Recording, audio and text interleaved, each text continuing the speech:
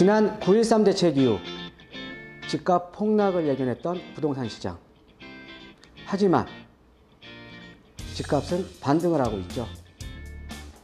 과연 지금이라도 시장에 참여해야 할까? 지금 시작하겠습니다.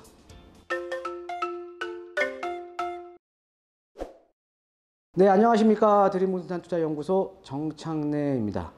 자, 이번 시간에는요, 지금 최근에 이제 강남 재건축을 중심으로 해서 지금 이제 꿈틀꿈틀 지금 이제 가격들이 좀 오르고 있죠. 예, 그래서 우리가 일반적으로는 지난 9.13 대책 이후 특히 이제 지금 현재 재건축에 대한 규제가 지금 이제 상당히 지금 고강도의 규제가 펼쳐지는 가운데 지금 재건축 아파트 같은 경우는 어느 정도 조정을 받을 거라고 우리가 많이 생각을 했습니다.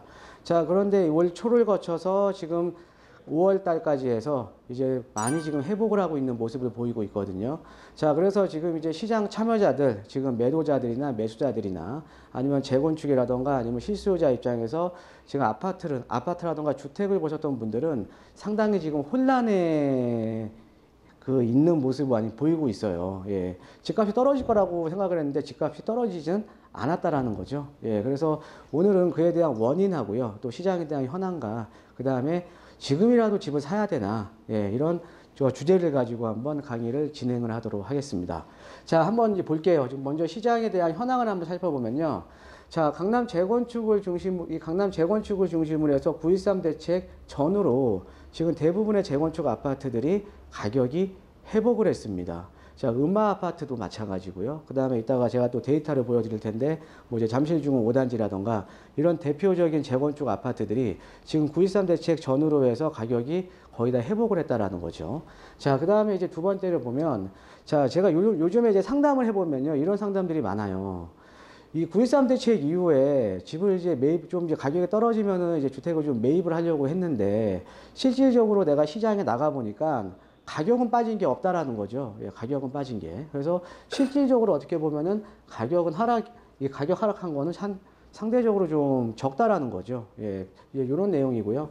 자, 그 다음에 이제 거래량이 이제 지난 1월달, 2월달, 3월달을 거쳐서 4, 5월달까지 해서 지금 거래량이 꾸준하게 좀 증가를 하고 있는 이런 모습도 지금 보이고 있습니다. 자, 지금 이제 시장 현황이 이렇고요. 지금 이제 예를 하나 제가 이제 여러 단지들을 놓고요. 예, 여러 단지들을 놓고 지금 한번 들어드릴게요. 자, 우리가 이제 가장 이제 그 반포권에서는 가장 대장주죠. 예, 가장 대장주인 그 아크로 리버파크를 보면, 자, 이 112제곱미터, 그러니까 전용 면적 112제곱미터면 아무래도 중대형 평형대잖아요. 예. 자, 중대형 평형대임에도 불구하고 이 아파트를 한번 살펴보면 지금 이제 종전 최고가가 작년 이제 9.13 대책 이전에 36억이었어요. 근데 최근에 거래됐던 게 37억 3천에 거래가 됐습니다. 예, 4월 달에 거래가 됐죠. 예, 그래서 지금 이번에 그 신고가가 지금 이제 갱신이 된 거예요. 예, 그래서 아크로 리버파크 같은 경우에도 지금 신고가가 갱신이 됐고요. 자, 그 다음에 얘는 이제 그 반포에서 이제 대장주지만 이 동작구 이제 대방동에 이제 가보시면요. 그 대방역 바로 앞에 있는, 그러니까 신길루타운 인접해 있고 상대적으로 좀 여의도와의 접근성이 좀 좋아요. 여기가. 예, 그런데 이 여의도와의 접근성이 좋고 좀 연식은 좀 됐습니다. 예, 그래서 일반적으로 좀 실수요자들이 많이 매입을 하는 아파트거든요. 예, 근데 이런 거 이제 전용 면적 84제곱미터를 보면, 자, 종전 최고가가 우리가 작년 9.13 대책 이후에 8억 8천 정도 예, 나왔습니다. 자, 그런데 얘가 지금 9억 4천에 최근에 좀 거래가 됐다라는 거죠. 예, 그러니까는 실수요자들이 주로 매입을 하는 이런 그 지역들도 지금 이제 신고가가 지금 새롭게 지금 갱신이 되고 있다라고 좀 보시면 되겠고요. 자, 이제 또 이제 마포 쪽 같은 경우는 아무래도 이제 북아현드타운이나 아현드타운 쪽의 선호도가 높은데 이 레미안 웨스트빈 같은 경우에도 선호도가 높은 아파트 중에 하나예요. 예, 이 전용 면적을 보면은 84제곱미터에 종전 최고가가 13억 5천이었거든요. 예, 그런데 최근에 그러니까 지난달에 거래됐던 내용을 보니까 14억 5천에도 거래가 됐죠. 1억 정도 지금 올랐습니다. 1억 정도 올랐죠. 예, 그래서 새롭게 얘도 좀 신고가가 좀 갱신이 됐고요. 자, 그 다음에 이제 용산 쪽 한번 볼까요? 용산 쪽. 용산 쪽에 최근에 이제 산호아파트, 이제 원효로 쪽에 있는 이 산호아파트 같은 경우가 최근에 좀 재건축에 대한 속도가 좀 빠릅니다. 예, 그러면서 재건축에 대한 기대감 때문에 지금 얘 같은 경우도 지금 이제 작년 9월 달에 13억 정도에 이제 거래가 됐는데 지금 조금 올랐죠. 한 2천 정도 올라서 또 최근에 좀 거래가 됐습니다. 자, 그 다음에 이제 많은 분들이 지금 이제 관심을 갖고 있는 이제 이 개포주공, 예, 1단지, 지금 거의 이제 2주가 마무리가 돼가고 있죠. 그래서 이제 주공 1단지 같은 경우에는 원래 이 전매 제한이 걸려 있다가 최근에는 좀 전매 제한이 풀려서 전매 제한 풀려 지금 거래가 되고 있는데 15평형, 그러니까 15평형 기준으로 해서 지난 최고가가 18억 6,500이었거든요. 자, 그런데 이때보다 한 4천 정도 올라서 이번에 지난달에 지금 거래가 됐습니다. 19억에 거래가 됐다라는 거죠. 예, 그래서 지금 사실은 이렇게 좀 보면 각 지역의 대장 주거나 아니면 실수요자들이 선호하는 아파트 입지거나 자, 이런 지역들 같은 경우에는 최근에 신고가를 갱신하는 단지들이 상당히 지금 많이 나오고 있습니다. 자, 그 다음에 우리가 이제 잠실주공 5단지 같은 거, 대표적으로 이제 뭐 강남 재건축이라고 하면 음마아파트라든가 잠실주공 5단지잖아요. 얘 가격대를 한번 살펴보면 제가 따로 한번 만들어 놨어요. 자, 전용 면적 74.49제곱미터, 그러니까는 평형대로는 34평형대입니다. 예, 잠실주공 5단지를 한번 살펴보면 2018년도 9월 달에 최고 직전가가, 그러니까 최고가가 이제 19억 1천이었어요. 그런데 최근에 이제 거래된 내용을 보니까 4월에 실거래가가 떴거든요. 4월에 실거래가를 보면 18억 2,900만 원 정도로 지금 거래가 됐습니다. 자, 그러다가 현재 지금 매물들이 나오고 있는 시세들을 살펴보면 18억 7천에서 19억 사이에 지금 거래가 됐다라는 거죠. 자, 그러면은 지금 직전 최고가하고 다 회복을 한 거네요. 그죠? 그죠? 예. 다 회복을 한 겁니다. 자, 그래서 이제 지금 이제 아까 제가 이 신고가를 갱신한 단지들도 보여드렸고, 그 다음에 지금 잠실주공 5단지라던가 지금 개포주공 1단지 같은 재건축 아파트에 대한 예도 제가 보여드렸고요. 자, 그 다음에 이제 실수요자들이 선호하는 아파트 단지들도 제가 좀 보여드렸는데, 과연 그러면 어떤 지역으로 해서 최고가가 갱신이 됐거나 가격이 지금 회복을 했나, 나를 한번 살펴보면, 자, 한번 보죠. 어떤 지역이 주로 회복을 했나, 올랐나. 자, 각 지역에서 대장주 입지거나, 아까 뭐 반포의 뭐 아크로 리버파크라던가 이런 것들 있죠. 예, 대장주 입지거나 입지 여건이 좋은 지역들은 신고가 갱신을 한 단지들이 상당히 많습니다. 자, 그 다음에 이제 대부분이요, 좀 새 아파트를 중심으로 해서 가격들이 많이 상승을 했다라는 거죠. 신규 아파트를 중심으로 해서. 이것도 어떻게 보면 이따가 좀 말씀드릴 텐데 상당히 좀 중요한 키포인트입니다. 예, 신규 아파트가 더 많이 올랐다. 자, 그 다음에 이제 세 번째로 보면은 신규 아파트가 될 가능성이 있는, 아까 제가 이제 재개발 같은 경우 이제 뺐거든요. 신규 아파트가 될 수 있는 재개발이라던가 재건축을 중심으로 해서는 가격이 많이 회복을 했다. 사실 여러분들 지금 이 방송을 시청하고 계시는 시청자분들 중에서도 이 재개발 지역에 관심이 있어서 아니면 뉴타운 지역에 관심이 있어서 이런 재개발이나 뉴타운 지역에 현장에 이제 가보셨던 분들 같은 경우에는 어때요? 작년 9월 달보다 가격이 더 올랐죠? 예. 그 프리미엄이 더 올랐다라는 거죠. 예, 실질적으로 그러니까 재개발이라던가 재건축, 앞으로 새 아파트가 되는 재개발, 재건축 아파트 단지를 재개발이나 재건축 같은 이런 그 정비 사업지 같은 경우에는 대략 가격이 많이 회복을 했거나 그 전보다 지금 가격이 많이 올라 있습니다. 그래서 이런 지역들이 지금 주로 이제 가격이 많이 올랐다라고 좀 이해를 하시면 될 것 같고요. 자, 그 다음에 왜 올랐을까? 예. 이게 가장 중요하잖아요. 예. 떨어질 줄 알았는데 왜 올랐을까? 예. 한번 살펴볼게요. 자, 일단은 우리가 이제 그러니까 지금 정부의 정책 자체가 투자자들의 시장에 대한 유입을 막기 위해서 여러 가지 지금 규제를 하고 있잖아요. 예, 그래서 가장 대표적인 게 우리가 양도소득세라든가 지금 종부세 같은 이런 것들을 상당히 지금 강화시켰죠. 예, 강화시키고 이게 벌써 시장에 지금 반영이 된 겁니다. 그래서 시장에다 반영이 된 거죠. 그러니까 앞으로 더 나올 게 없는 거죠. 뭐 우리가 이제 또 뭐 양도소득세 같은 경우는 내년에 이제 고가주택, 이제 실거래가 9억 이상의 이제 주택에 대해서는 이제 우리가 1세대 1주택자 같은 경우에는 장기보유 특별공제 80%가 올해까지는 2년 거주 요건이 없는데 내년부터는 2년 거주 요건이 만들어지죠. 예, 장특공 받을 때. 예, 요런 거 외에는 일단 양도소득세라든가 보유세 같은 경우는 이미 다 나왔다라는 거죠. 예, 나왔다라는 거죠. 자, 그 다음에 우리가 두 번째로 보면, 자, 지금 이제 서울 같은 이런 그 지역은 지금 대출에 대한 규제가 들어가잖아요. 뭐 이제 조정대상 지역이라든가 투기가율주라든가 이런 지역들은 대출에 대한 규제가 들어가잖아요. 그러니까 대출에 대한 규제가 들어가는 것도 시장에 다 반영이 됐다라는 거죠. 자, 그러면 그 다음에 이제 우리가 관심이 많았던 3기 신도시에 대한 공급도 이제 지난달로 해서 다 발표가 마무리가 됐잖아요. 그래서 우리가 여러분들 잘 아시는 뭐 남양주의 왕숙지구라든가 하남의 교산지구, 인천의 계양지구, 그 다음에 이제 뭐 그 일산 쪽에 이제 창릉지구고요. 예, 그 다음에 이제 뭐 대장지구까지, 그 다음에 이제 조그만 택지인 가천까지 다 3기 신도시에 대한 공급이 지금 다 마무리가 됐잖아요. 예, 마무리가 됐으니까 주택 공급 확대에 대한 정책까지도 다 시장에 반영이 됐다라는 거죠. 예, 그러니까는 모든 악재들이 다 시장에 반영이 됐는데 이럼에도 지금 이제 가격이 지금 오른 이유는 일단은 이런 것들이 다 발표가 되면서 어떻게 보면은 시장에 대한 불확실성이 지금 어느 정도는 지금 제거가 됐다라고 지금 보셔야 되는 거예요. 그러니까 어느 정도 좀 제거가 됐다라고 지금 보셔야 되는 거죠. 그러면서 지금 투자자들이나 수요자들이 지금 시장에 점점 유입이 되고 있는 거거든요. 자, 그 다음에 이제 이렇게 지금 뭐 3기 신도시라던가 이런 것들이 지금 공급이 됐는데, 자, 보면은 이제 3기 신도시 같은 경우는 아무래도 서울 외곽에 지어지잖아요. 근데 중요한 거는 정작 필요한 거는 서울의 주택이 필요한 거죠. 서울의 주택이 필요한 건데, 서울의 주택 공급은 서울에 이제 주택 공급이 늘어나는 게 아니라 서울을 중심으로 해서 외곽에만 이렇게 드러나고 있다라는 거죠. 그러니까는 특히나 자, 이게 3기 신도시가 공급이 된다고 하더라도 강남에 지금 대체 지역은 이번에 하나도 없었잖아요. 그렇죠? 그러니까 강남을 대체할 만한 지역, 과거에 세곡이나 우면동이라던가 내곡이라던가 이런 강남을 대체할 수 있는 택지는 하나도 없잖아요. 그렇죠? 그러니까 우리가 강남에 살던 사람들이 나갈 수 있는 아니면 강남에 진입하고 싶어하는 수요들이 그 지역에 살고 싶은 이런 강남의 대체 지역에 대한 내용들은 하나도 발표가 안 됐다라는 거죠. 그러니까 강남의 대체 지역이 없잖아요. 그러니까 당연히 강남 쪽 재건축을 중심으로 해서 수요자들, 투자자들이 매입을 하는 거죠. 왜? 강남의 대체 지역은 없었으니까. 자, 그 다음에 결론적으로는 서울의 공급은 앞으로 계속 줄어들 수밖에 없어요. 예, 줄어들 수밖에 없는데 이런 상황이니까 지금 어때요? 서울을 중심으로 해서 서울의 공급이 없으니까 신규 아파트를 중심으로 해서 또 시장의 지금 유동성은 1,000조가 넘습니다. 그러니까 탄탄한 유동성, 그러니까 탄탄하게 지금 유동성이 있는 가운데 이런 여러 가지 규제들이 나왔음에도 불구하고 다 나와서 반영이 되어 있는 거고 시장에 대한 불확성은 제거가 된 거고요. 강남을 대체할 만한 입지는 없는 거고 서울의 공급이 계속 줄어드니까 서울을 중심으로 해서 가격이 반등을 해버린 거죠. 이해되십니까? 예.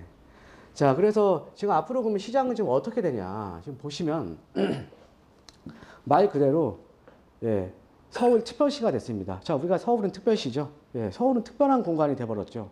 예, 서울의 시소성이 지금 부각이 돼버린 겁니다. 예, 말 그대로 여러분, 서울에 사시면 서울 특별 시민이에요. 자, 그러니까 서울의 시소성이 이번 대책으로 인해서 더 부각이 돼버렸다라는 거죠. 특히나 강남권 같은 경우에는 강남을 대체할 수 있는 택지가 다시 한번 강조해드리지만 없잖아요. 그죠? 그러니까 당연히 강남을 중심으로 가격이 오르고 강남이 올라버리면 주변 지역도 오를 수밖에 없는 거죠. 항상 우리가 서울 같은 경우에는 어떻게 보면 좀 동조화 현상을 좀 보이거든요. 강남이 먼저 올라와주면 주변 지역까지 온기가 퍼져버리잖아요. 그렇죠? 그래서 우리가 이번 정부에서도 그러니까 모든 정부는 강남의 집값을 잡으려고 하는 거죠. 왜? 강남을 잡아놔야 다른 지역까지 온기가 안 퍼지거든요. 자, 그래서 우리가 서울의 희소성이, 그러니까 뭐 여러 가지 대책들이 좀 나왔지만 서울의 희소성은 되려 부각이 되었다. 라고 좀 이해를 하시면 될 것 같습니다. 자, 거기에다가 여러분들, 아까 제가 서울의 공급은 줄어든다고 했죠? 자, 이거 제가 예전 강의에서 여러 번 강조해 드렸어요. 이제 이거 모르시면 안 돼요. 이제는. 자, 다 아시죠?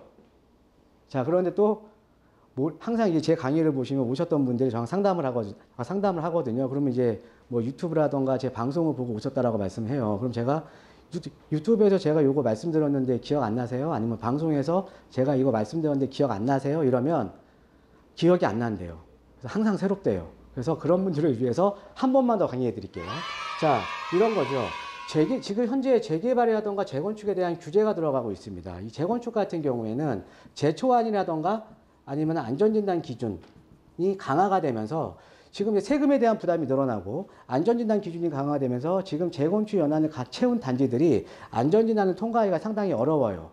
그렇죠? 자, 근데 안전진단을 통과해야 본격적으로 재건축이 시작이 되는 건데 안전진단 기준이 강화돼 버렸으니까 재건축이 진행이 되는 단지들이 많지는 않을 거 아닙니까? 그렇죠? 자, 거기에다가 이제 세금에 대한 부담 때문에 지금 재건축을 추진하고 있는 단지들도 지금 연기를 시켜버리는 단지들도 상당히 많잖아요. 그렇죠? 그러니까 우리가 재건축에 대한 규제가 들어가니까 재초안이라던가 안전진단 기준 강화 같은 이런 재건축에 대한 규제가 들어가니까 어때요? 공급이 앞으로는 줄어드는 거죠. 공급이 줄어들 수밖에 없고요. 그 다음에 또 하나, 만약에 우리가 향후에 강남에 대한 재건축의 규제가 완화가 되더라도 왜? 강남은 재건축 외에는 대안이 없잖아요. 주택 공급을 할 수 있는.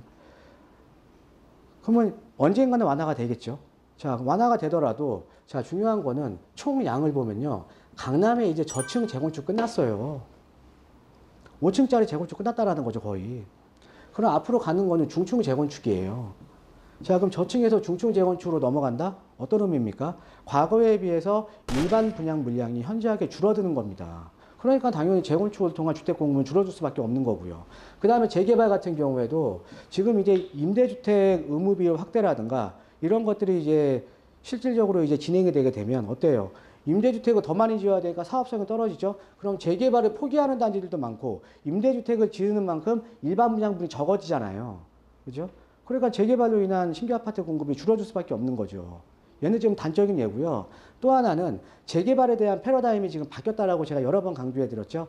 예전에는 무조건 물리적인 요건만 맞으면 구역 지정을 받을 수 있는 물리적인 요건만 맞으면 구역 지정을 해서 신규 아파트를 공급을 했거든요. 자, 그런데 그게 아니라 예전에는 그래서 무조건적으로 정비를 통한 주택 공급을 했습니다. 근데 그게 아니라 앞으로는 보존과 정비를 병행을 하겠다고 지금 이 재생사업에 대한 패러다임이 바뀌는 겁니다. 그러니까 노후된 지역을 무조건적으로 정비하는 게 아니라 보존을 하는 지역들도 다수가 생긴다라는 거죠.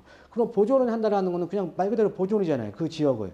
그러면은 새 아파트 공급이 줄어드는 거죠. 그 다음에 이렇게 재생사업에 대한 패러다임이 바뀐다라는 거는 어때요? 앞으로 정비구역 지정 자체도 상당히 소극적으로 이루어질 수밖에 없다라는 거죠.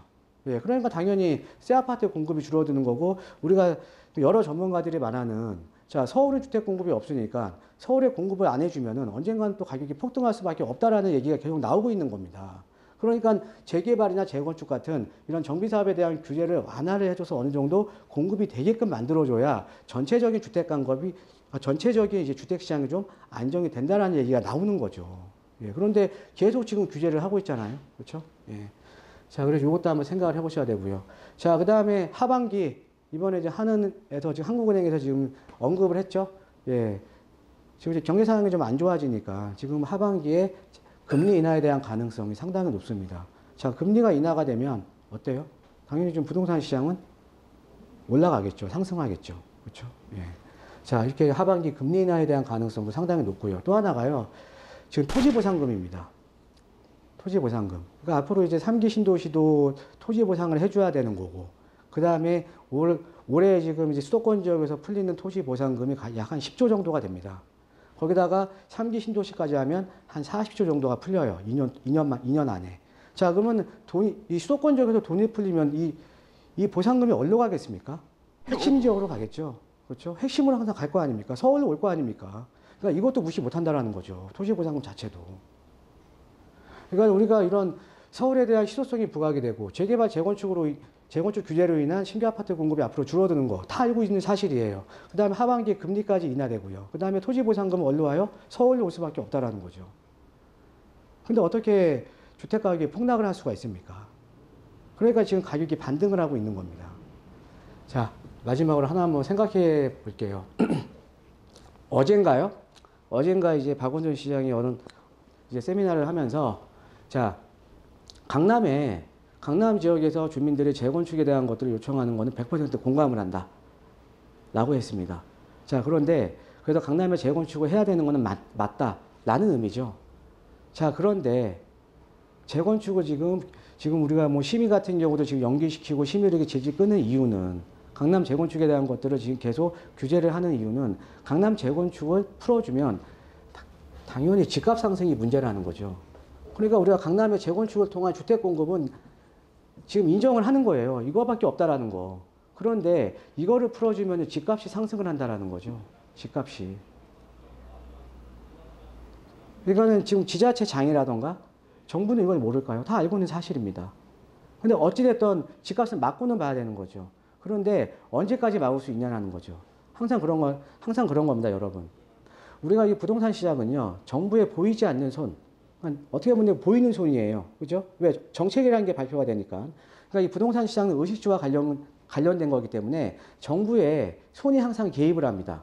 그러면 정부의 손이 개입을 하면 단기간에는 정부의 손에 의해서 시장이 반응을 해요.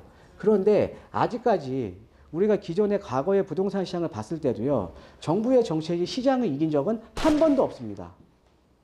이걸 이해하셔야 돼요. 그래서 제가 오늘 강의를 해드린 주제의 가장 큰 내용은 어떤 거냐면 여러분 가장 중요한 건 부동산 시장이라던가 재화시장에서 가장 중요한 게 뭡니까? 수요와 공급이에요. 수요와 공급이 불일치하면 가격이 떨어지거나 가격이 올라버리겠죠. 그런데 아까 말씀드렸듯이 서울이라는 지역은 공급이 부족한 지역입니다. 공급이 부족한데 가격이 떨어질 수 있습니까? 자, 한번 여러분들도 생각해 보시기 바랍니다. 자, 오늘 강의는 여기까지 해드리고요. 자, 오늘 내용이 좋으셨으면 구독하기 버튼 꼭 한번 눌러주시고요. 옆에도 아래쪽에 보면 좋아요 버튼 있죠? 예, 좋아요 버튼 눌러주시면 다음에 제가 더 좋은 강의, 질 높은 강의로 여러분들을 찾아뵙겠습니다. 자, 오늘 하루도 여러분 건강하고 행복한 하루 되시기 바랍니다. 고맙습니다.